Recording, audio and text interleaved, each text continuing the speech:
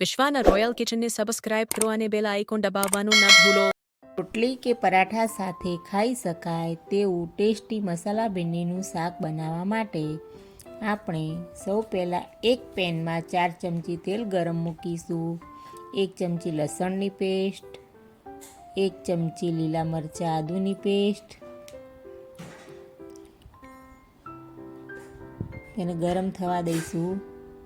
સાંતળી લઈએ.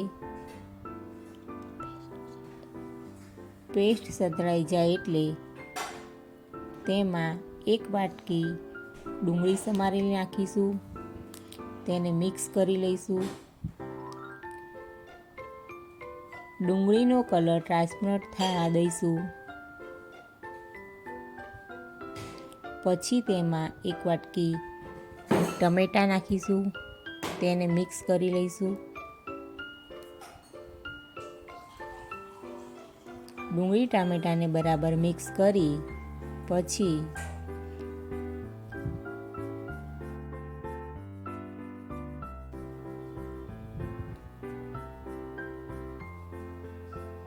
તેમાં મીઠું નાખીશું, હળદર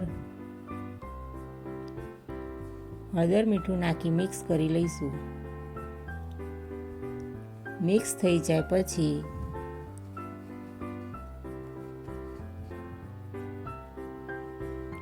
તેમાં સમારેલા ભીંડા નાખીશું.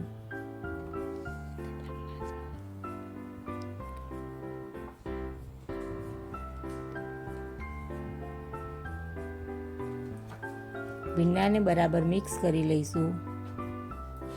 હવે એને ઢાંકણ ઢાંકી ચડવા દઈશું. શાક ચડે ત્યાં સુધી આપણે મસાલો તૈયાર કરી લઈએ.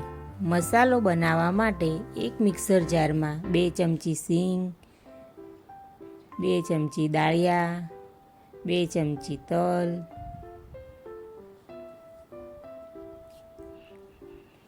1 ચમચી વરિયાળી, 1 ચમચી ધાણા જીરું, 1 ચમચી લાલ મરચું, અડધી ચમચી હળદર, અડધી ચમચી ગરમ મસાલો, સ્વાદ પ્રમાણે મીઠું, 1 ચમચી સાકર. ઢાંકણ ઢાંકી અને ગ્રાઇન્ડ કરી લઈશું. હવે આપણો મસાલો ગ્રાઇન્ડ થઈ ગયો છે. સરસ દરદરો પીસાઈ ગયો છે. હવે આપણે શાકને પણ ચેક કરી લઈએ.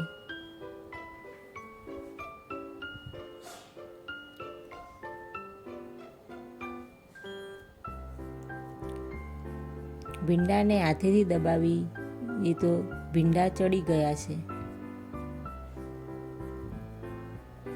હવે આપણે તૈયાર કરેલો મસાલો શાકમાં ઉમેરી દઈએ.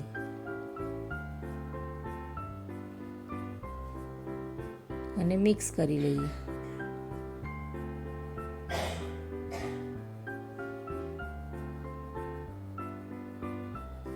મસાલો બરાબર મિક્સ થઈ જાય 1 ચમચી લીંબુનો રસ નાખી અને મિક્સ કરી લઈશું. 2 મિનિટ શાકમાં મસાલો ભળી જાય ત્યાં સુધી સીજવા દઈશું. હવે ગેસની ફ્લેમ બંધ કરી શાક સર્વ કરીશું. તૈયાર છે આપણું ટેસ્ટી મસાલા ભીંડીનું શાક. તેને આપણે રોટલી કે પરાઠા સાથે ખાઈ શકાય.